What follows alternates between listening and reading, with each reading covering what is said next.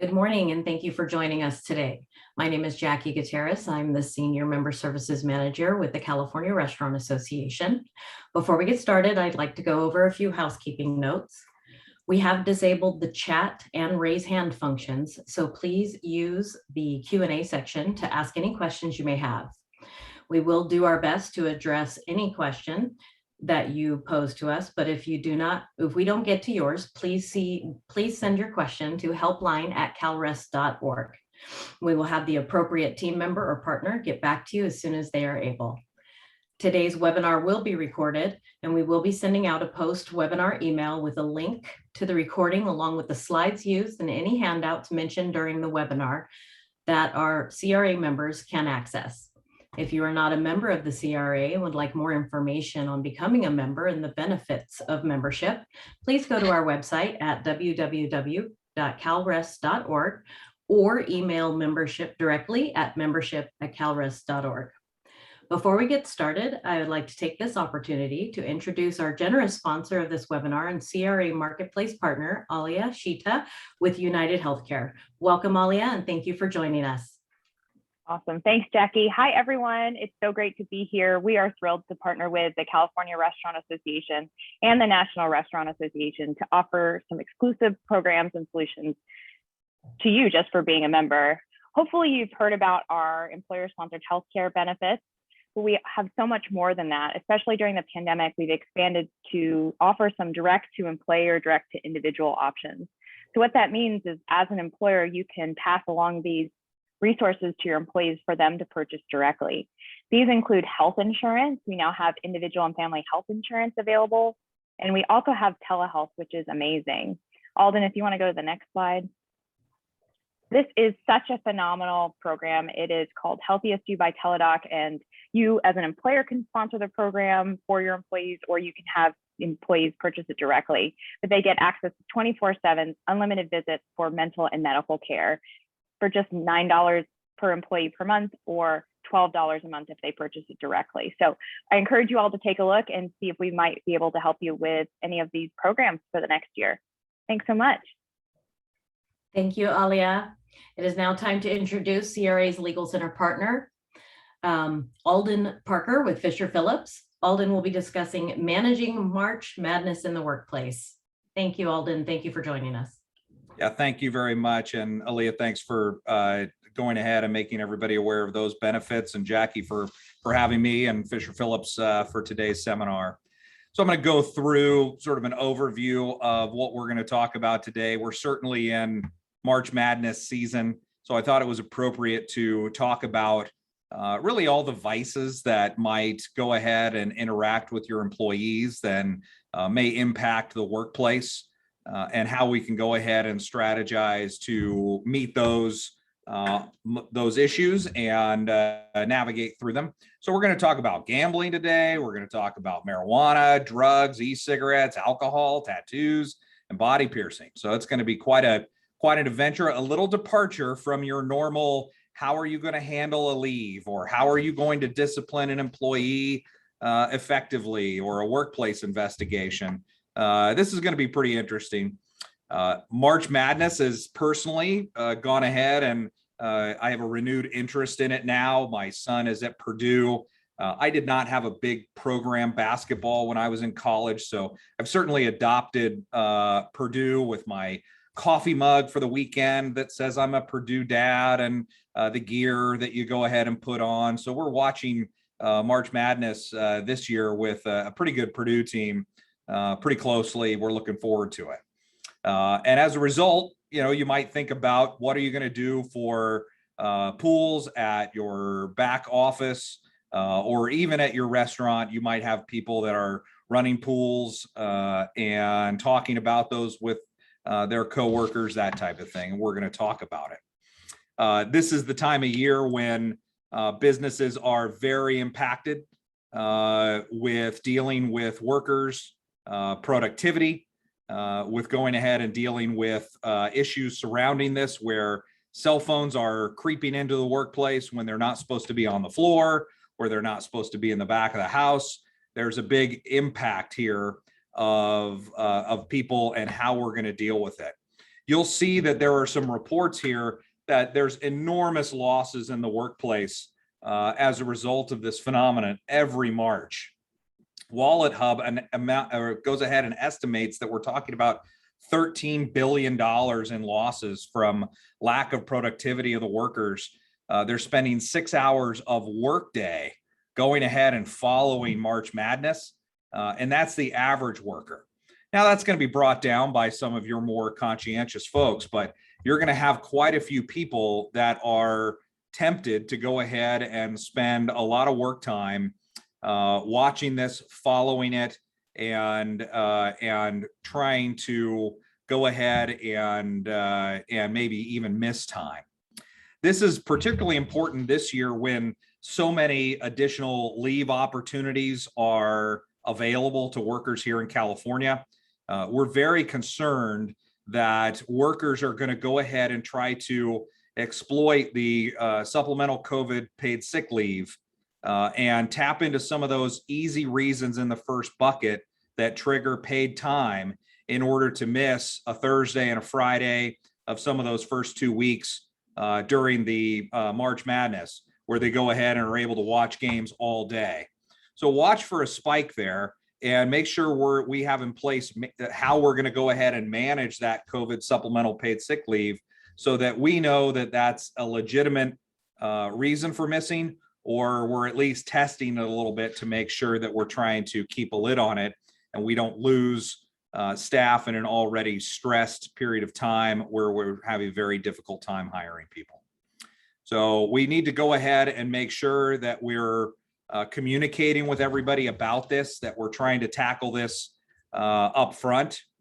A majority of workplaces have been polled and say they don't have policies that address office pools or people that are purposely missing time and trying to recharacterize that time as sick because of their wanting to go ahead and watch March Madness. So we think that it's best to go out and communicate to people that office pools that are betting shouldn't be part of our workplace, and that people are expected to be honest about their reasons for missing work, and that each year we know that there are temptations to miss work for March Madness. We expect people to be honest about the reasons that they are not able to work or not available to work during the day, and not trying to mischaracterize those reasons in order to tap into pay. We want to get out in front of that and make sure that we're expressing to people we understand what's going on here. There's always a situation where we're looking at what this situation goes ahead and causes. Some of the ramifications could be addiction. We want to go ahead and try to steer clear of labeling people that seem very excited about March Madness as addicted. We don't want to go ahead and give them a protection that they don't otherwise need in terms of a reasonable accommodation for addiction. We don't want to consider it a medical condition that has to be accommodated or gives them protection from being discriminated against based on retaliation or a failure to reasonably accommodate claim that would come up as a result of that.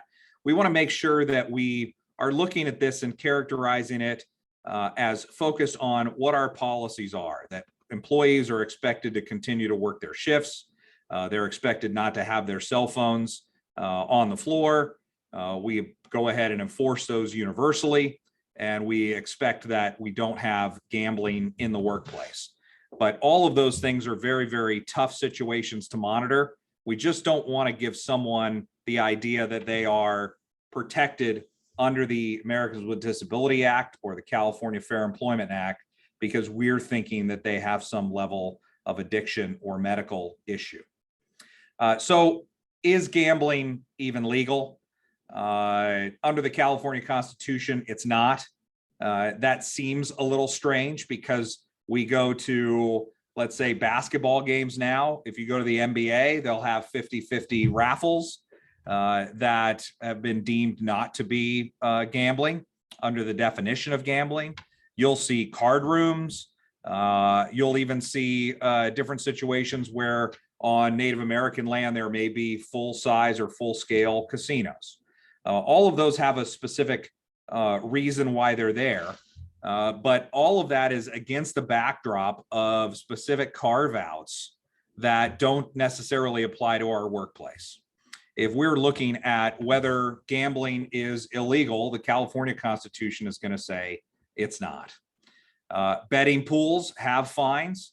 They are if it's a pool of $25,000 or $2,500 or less, it's a $250 fine. That doesn't seem too bad. But some of these pools can get quite big in workplaces. And if it goes over 2,500, we get to be into a situation where there can be misdemeanors punishable by a year in jail and a $2,500 fine, with very big fines if there's multiple years that this occurs. We want to make sure that we don't all of a sudden find ourselves in that situation.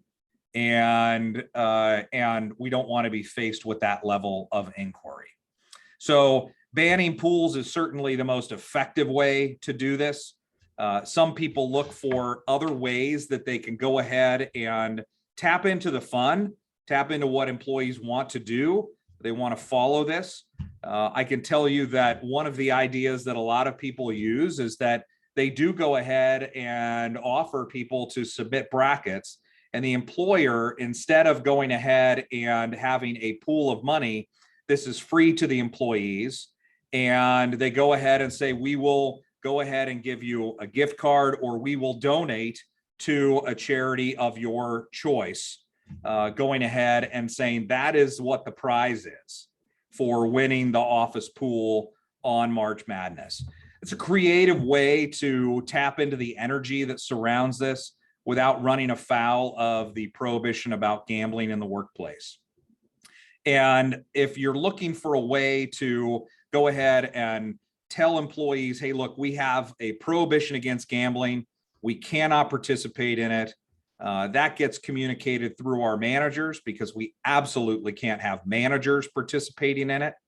It will be viewed very differently if it's coworkers going ahead and dealing with this that are not supervisory personnel.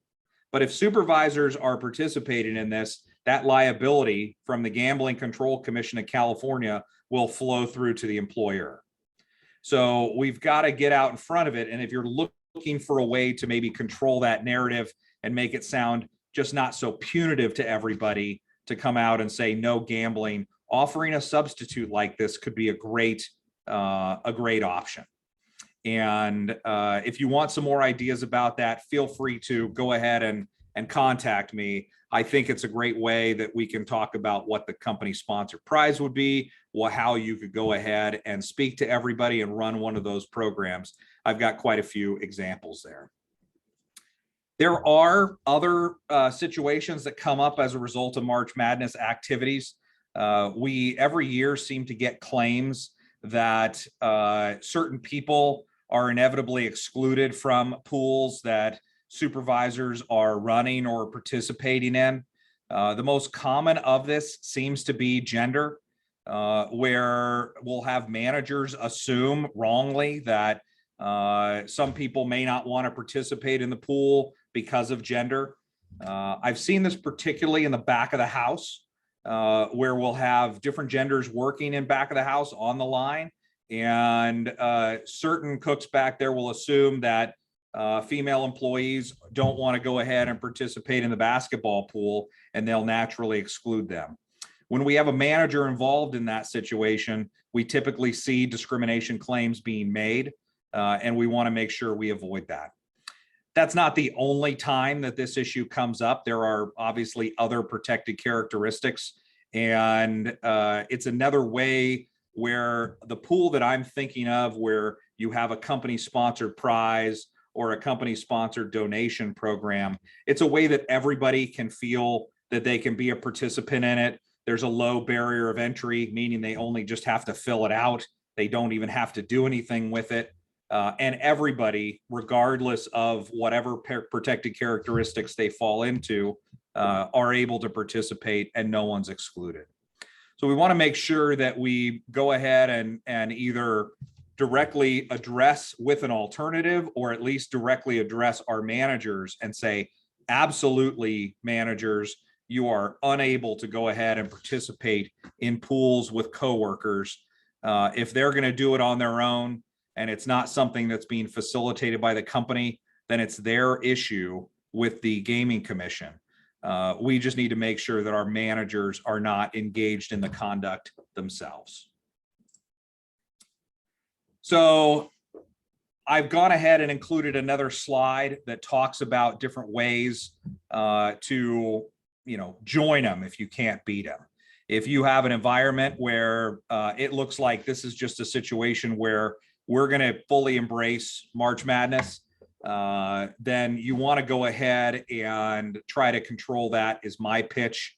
There are different ways to do that. So please go ahead, take a look at this slide. And if you have any questions about that, again, feel free to talk to me about it. Be cognizant of the concentration level that employees might have during this time. The meal and rest break compliance, obviously in California, is at the forefront of everybody's mind. Whether it is 10-minute breaks that are stretching because those final 2 minutes of the basketball game are so exciting, no one wants to step away. Well, the problem is the last 2 minutes of a basketball game are going to last somewhere around 20 minutes. And that ends up stretching a break, which would be paid, to a very long period of time.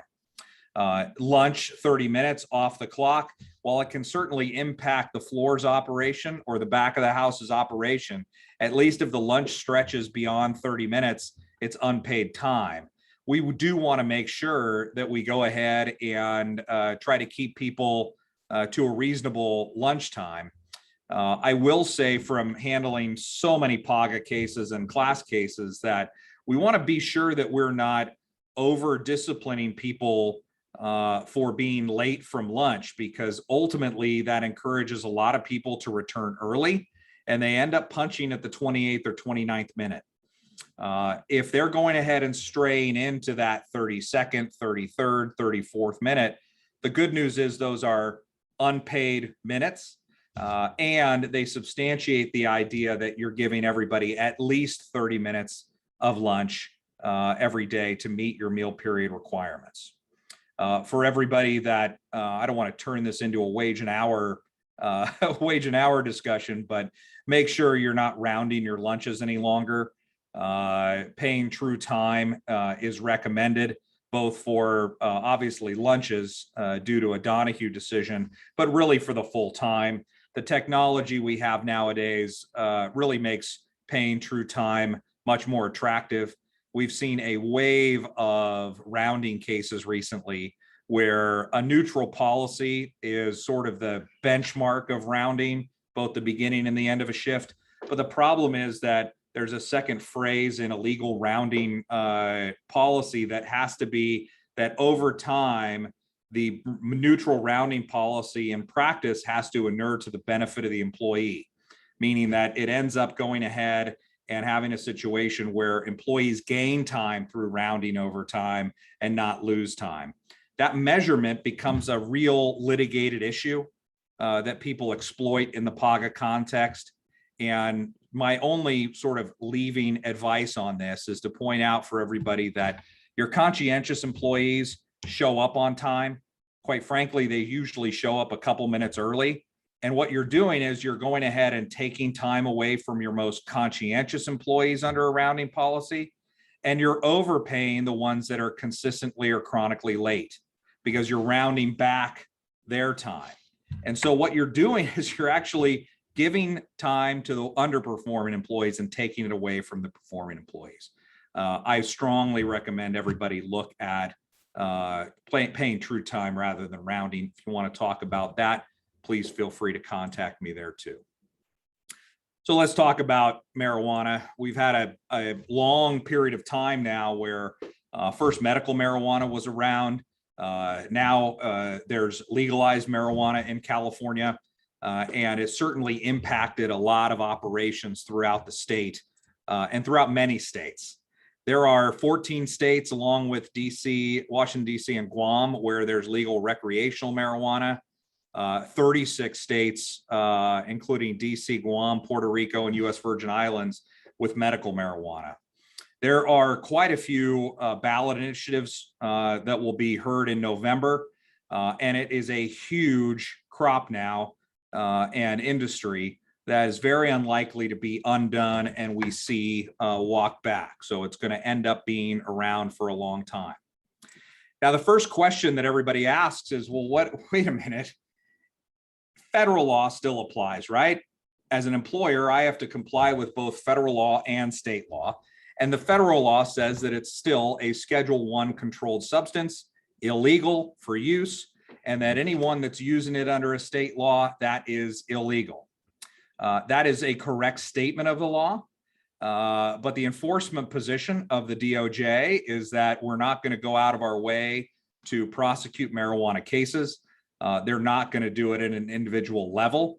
And so in the end, we're seeing a situation where the states are being allowed to institute these to permit legalized use of marijuana for your employees. And regardless of the impact on the employment relationship, and they're not going to go ahead and be prosecuted by federal law. They're going to save that for bigger situations where there's transportation, illegal sale, unlicensed sale. Those are the people that might end up seeing a federal prosecution for it. So in 2018, we legalized marijuana. There are some prohibitions against that. This is a great slide for understanding about some of the limitations on here, but I'm not going to spend time going through that because really we want to understand what this means for employers. So employers are still entitled to enact policies relating to marijuana, meaning we can still prohibit it. We do not need to tolerate marijuana use in the job at this time. We actually don't even have to reasonably accommodate medical marijuana at this time. There was a case in California called Raging Wire, went to the California Supreme Court and said, we do not have to at this time reasonably accommodate medical marijuana use. That's a real positive development so far, where we can go ahead and continue to have and maintain a drug and alcohol-free workplace. Now, the problem is people are free to do things that are legal away from work. That can include marijuana usage. It can include alcohol usage. And an employer will undermine these policies prohibiting these substances at work if they allow one or the other. So make sure you're making a conscious decision about what you're going to prohibit in the workplace and what you're not. There is a current bill that's being considered at the legislature. And for California, that would require accommodation of medical marijuana.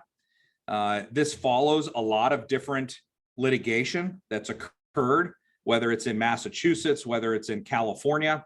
But ultimately, we're looking at a situation where AB 2188 will prohibit employers from terminating employees for a positive test of cannabis. That will be a situation which will lead to the likelihood that we'll end up needing to reasonably accommodate medical marijuana use is the thought, and we'll need to make sure that we're watching out for that. So I've put some what can we do here. Certainly some of these are very apparent to everybody, going ahead and applying your policies uniformly. But really the most important thing is that number one, deciding what position you're going to take on these issues, not leaving it up to reacting to the first instance where someone tests positive for marijuana. You want to make sure that you're thinking about these ahead of time and that you're ready to go. So we've covered quite a bit of that. I want to make sure that we go ahead and get to e-cigarettes and that type of thing. But real briefly, I usually don't do this in these presentations, but I've just gone ahead and got a note. I've got to take a call from a judge. Jackie, I'm really sorry to do this, but I need about a 3-minute break for everybody in the middle of this. And then we'll come back and we'll go ahead and finish up with another about 10 to 15 minutes before Q&A. Okay. All Okay. right. We will stand by. One moment, everybody. Thank you very much. Thank you.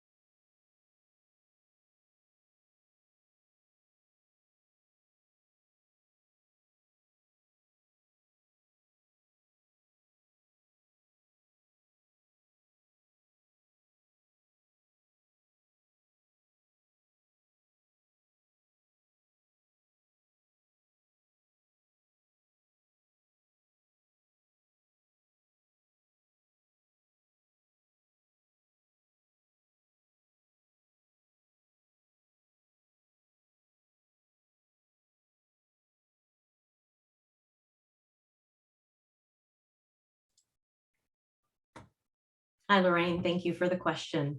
In a perfect world, we'd like to get this out no later than tomorrow afternoon.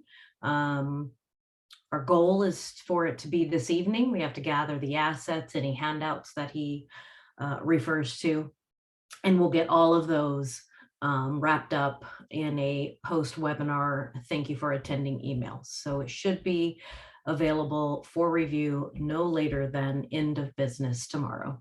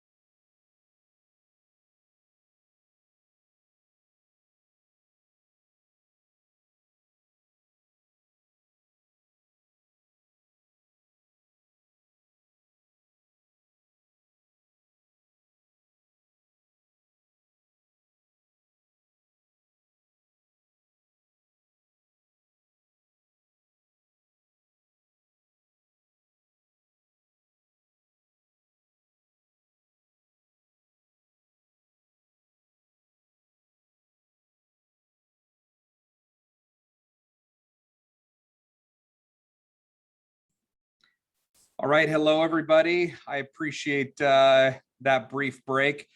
You know, we we go through these seminars to talk about these issues before we end up in litigation. And a lot of it is what you just saw. A lot of the reason you try to avoid litigation is judges are incredibly impatient. They will not go ahead and wait for a call back. They will not go ahead and say, hey, wait a minute, can we just wait 15 minutes? They are now people and they demand full attention.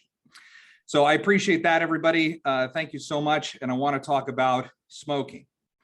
So people go ahead and lots of times have policies about not smoking in the workplace, obviously, and or where employees can smoke. And e-cigarettes have become a real popular place for people to go ahead and say, well, I'm going to go back and vape or smoke or that type of thing. Lots of times those cartridges we overlap with a marijuana discussion because sometimes those cartridges are marijuana cartridges that people will use and go ahead and smoke on their breaks. Employers are permitted to go ahead and tell employees that they can't drink or use marijuana during their breaks, their meal or rest periods. They can go ahead and do that without creating a situation where they may owe someone for meal period or rest periods under the law and the labor code. And we can go ahead and have that be a situation where we say we can maintain a smoke-free workplace, even by prohibiting e-cigarettes if you want to. Some people will allow it. Some people will go ahead and identify a specific space out back or somewhere where people can go ahead and engage in smoking or e-cigarettes, but go ahead and include language in there that says just because we allow e-cigarettes means we do not permit cannabis products to be used through e-cigarettes. We want to make sure we're very specific about that if we're going to prohibit that in the workplace. Your workers' comp carriers will be very interested if your decision is that we are going to allow our employees to drink and or smoke marijuana during their breaks or be at work high, because it will likely subject you to an increased mod rate, an increased incident rate of injuries at the workplace, and a potential claim that as a result of you not going ahead and trying to enforce a drug-free workplace policy, that you created a situation that was going to inevitably lead to injury, and therefore you're susceptible to a serious and willful charge. A serious and willful charge happens within the workers' comp system and allows for a penalty of 50% of the benefits without a cap in the workers' comp system. So if someone recovers benefits from your carrier, your workers' comp carrier of $100,000, the potential claim under a serious and willful, usually uncovered by workers' comp insurance, would be $50,000. If it's more benefits, then it's more in terms of the penalty. And unlike a discrimination for filing a workers' comp claim, known as a 132A claim, that has a cap of $10,000, the serious and willful claim does not. And when safety issues are at issue and could have led to the injury, that's when we see the serious and willful charge. A lack of enforcement of a drug policy in the workplace, those go ahead and get used there. There are ongoing limitations of using cigarettes in controlled or enclosed spaces for the place of employment. There's penalties involving that. We obviously have to enforce there, but ultimately we want to make sure that we're paying attention to really the marijuana potential issue with e-cigarettes. So let's get on to some alcohol use too. Obviously, some people subscribe to some old adages regarding alcohol. I gotta say, Maker's Mark is a favorite of mine, but we always have employer policies about use of alcohol in the workplace. I will say some of the worst harassment cases that I've ended up having to handle involve alcohol in the workplace, whether that be things that happen at holiday parties, lots of times after the shift, sometimes allegations that different cooks had different alcohols in their coffee cup, and everybody knew that during the shift, and the person would sip their coffee cup all day, and what they were drinking was alcohol. Alcohol obviously lowers inhibitions a lot of times. Certainly when people are under the influence, they're much more susceptible to going ahead and being accused of things happening. And once an employer is painted with the brush of allowing a workplace to get loose, it is very hard to then say, you know what, those comments weren't made, or that touching didn't occur, or that text must not have been sent. Or it must have been welcomed by the person. The arguments that we typically have in sexual harassment cases get severely impacted in workplaces where drinking is allowed. And we have to avoid a situation a lot of times that happens in certain restaurants where, you know, the shift will end, closing, everybody's cleaning up, but everybody goes ahead and enjoys a couple beers or, you know, a couple drinks. That's when a lot of the claims of harassment occur. A lot of the facts are pigeonholed into that period of time. And individuals that have been drinking, even though they say, I remember everything, a jury, a judge will naturally go ahead and assume that the person's memory may have been impaired. That becomes a real problem. that we have to overcome. So take a look at your workplace, make sure that we don't have some sort of regular drinking after or at the end of a shift when everybody is going ahead and shutting down the restaurant and cleaning up, but still on the clock. Those can really lead to some pretty darn serious claims. So tattoos are an interesting phenomenon in the workplace. We have a tendency, or I would say a shift going on where it used to be that many places required either no visible tattoos or they would require sleeves be worn over the tattoos for the workers. I would say there is a trend, beyond a lot of multi-unit operators, but certainly a trend in single unit operators that people are becoming more relaxed about visual tattoos, at least in the arms. There still seems to be certainly people drawing lines about tattoos on the face or tattoos that have offensive slogans or offensive images on them. But I would say that overall, my observation is that people are becoming more comfortable with tattoos in the workplace and rewriting their policies, or in some cases, forgetting to rewrite their policies to match what their current belief or treatment about tattoos in the workplace is. You want to make sure that your policy, that you've thought about, what is our tolerance for this?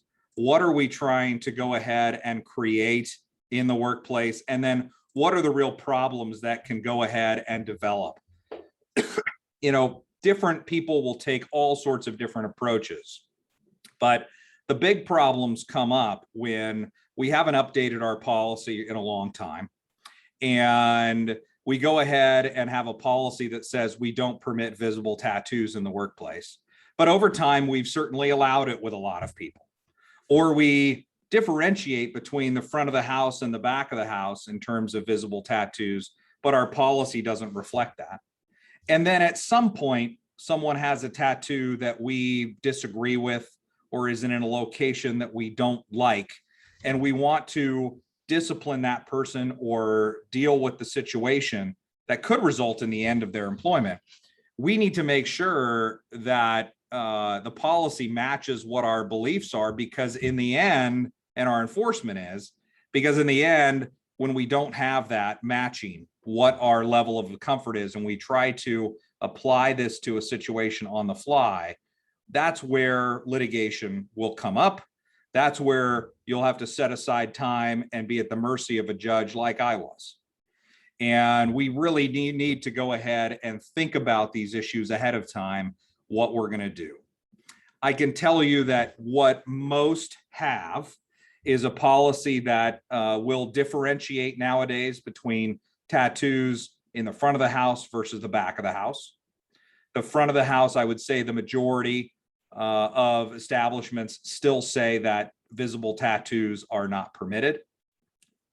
And the back of the house, they are permitted, except they can't have political messages, sexual images, images that go ahead and depict violence, weapons, that type of thing. And that if someone does have that type of tattoo, then those tattoos have to remain covered in the workplace.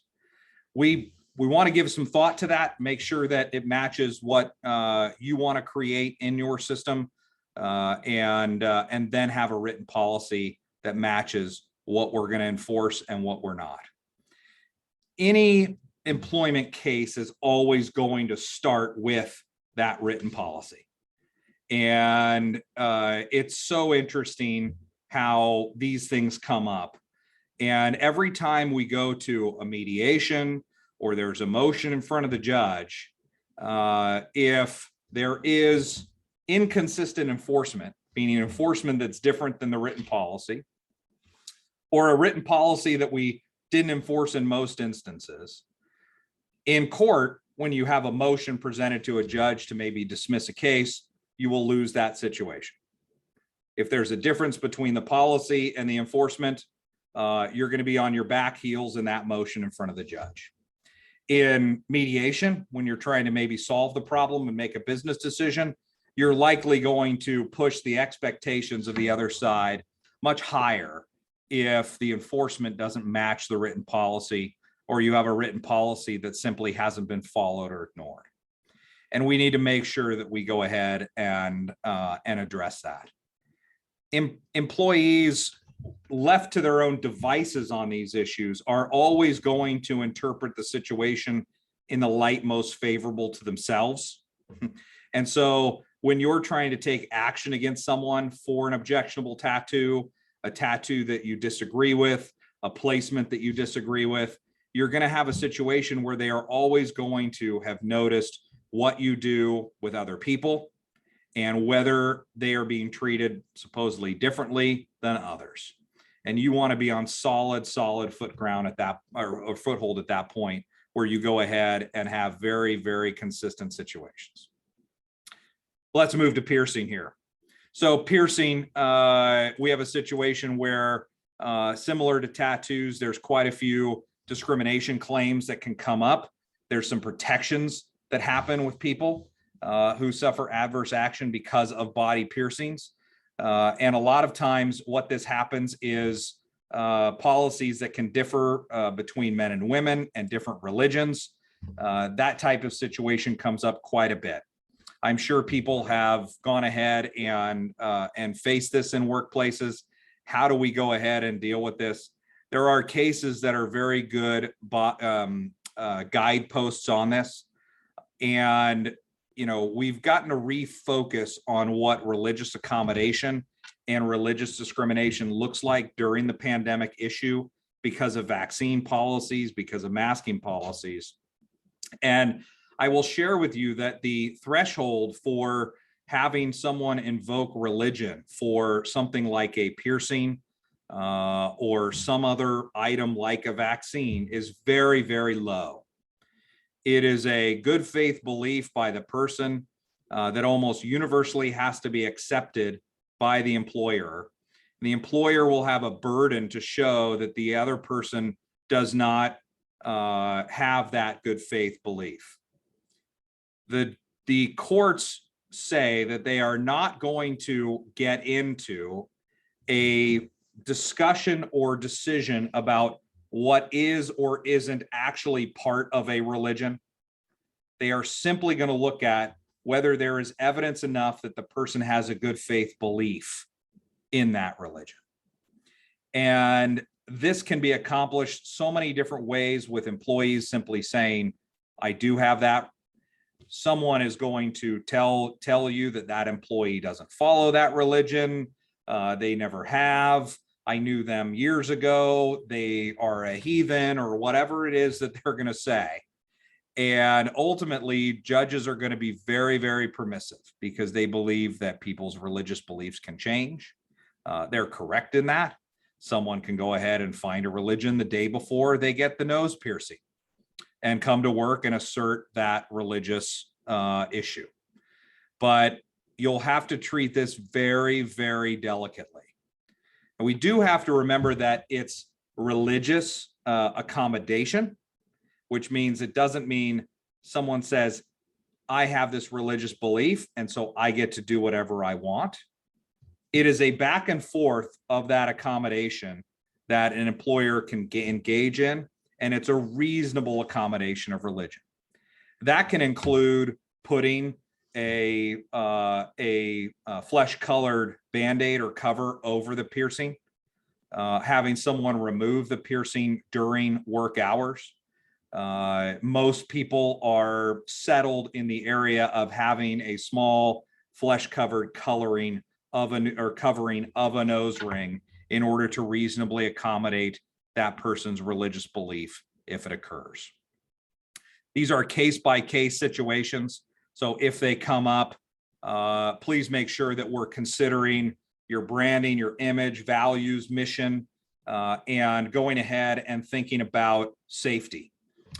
We certainly have machinery, in the workplace. We may not always go ahead and refer to it as machinery, but the back of the house kitchen can go ahead and cause a lot of issues. We need to consider what type of safety issues might exist in catching piercings in the back of the house, if that's a possibility. And you'll have to go ahead and give some thought about how you're going to end up dealing with it.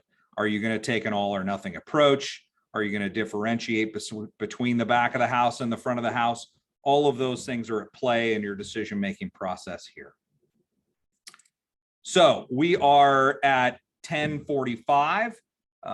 We've gone ahead and gone through the slides and addressed quite a bit of these topics, but I'm always loath to just hit leave meeting and shut down the thing without giving people an opportunity to ask any questions that they want through the Q&A. I'm certainly willing to go ahead and make myself available.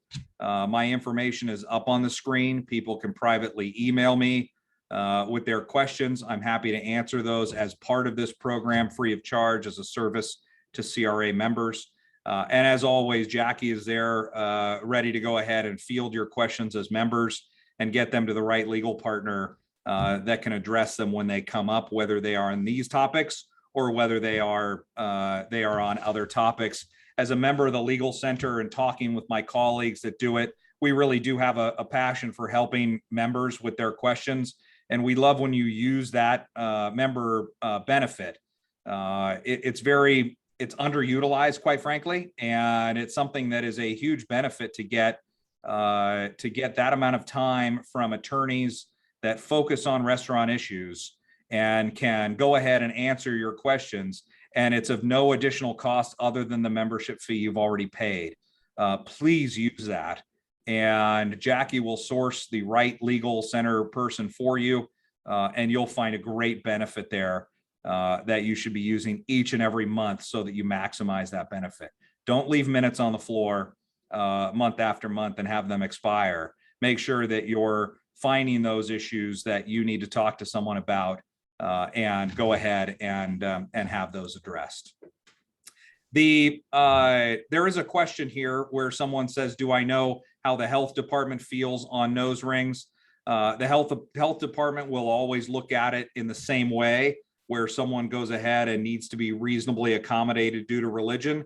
They're going to expect that you go ahead and do that. And they're not going to go ahead and concern themselves too much with nose rings from the health department perspective.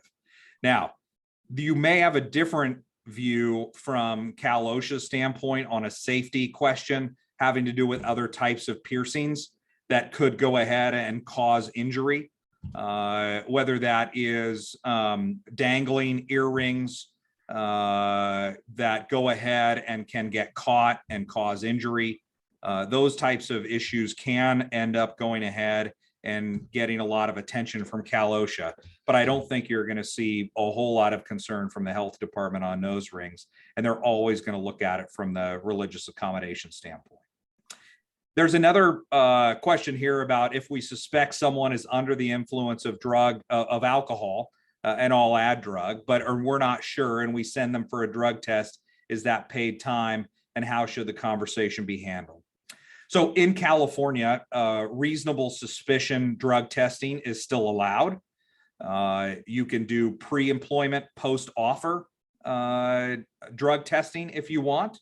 Many people in our industry choose not to do that, so we don't limit the pool of potential applicants. And we concentrate on having some sort of objective checklist in order to find that someone has risen to the level of a reasonable suspicion that they are under the influence. Lots of times those are observations, and I would encourage everybody to use some sort of written document to go ahead and identify that you have that reasonable suspicion, so that years later, if you're in litigation, there's a document that says, you know, Alden Parker on March 9th went ahead and observed Sally with bloodshot eyes, stumbling, slurring her speech. And on that basis of that report, we felt that there was a reasonable suspicion she was under the influence of drugs or alcohol. That document will become crucial in your case. And when you send that person to go get drug tested, you're sending them right away. You're obviously not having them drive themselves. you're going ahead and having someone accompany them to go to the testing site and get tested, and that will be paid time. So that decision has to be made consciously, documented, and know that you're going to incur some cost in getting that person tested. It would be very dangerous, however, faced with that cost, to simply go ahead and say to the person, well, we can't use you today. You need to go home. You're dismissed. And we know that they're going to drive. If you're not going to test them, but you're going to cut them off the floor early because of your observation, but not test them, make sure that you're arranging a ride home for that person so that you don't leave yourself open to an allegation that you observe someone that might be under the influence and you turn them loose to go ahead and drive from your establishment and they injured someone along the way.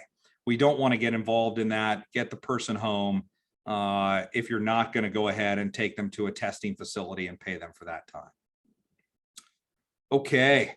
Well, it looks like we've addressed the questions that are going to come in. Again, thank you, Jackie, for going ahead and having me. Thank you for everybody attending. I appreciate the opportunity to speak with everybody today. And please make sure to go ahead and use the hotline or send direct emails so that we can go ahead and address any follow-up questions you may have. Wonderful. Thank you, Alden. Thank you for all of this important information to consider during March Madness. We really appreciate it. All right. Good luck, everybody. And go Boilermakers. Go Purdue. Thank you. Bye-bye.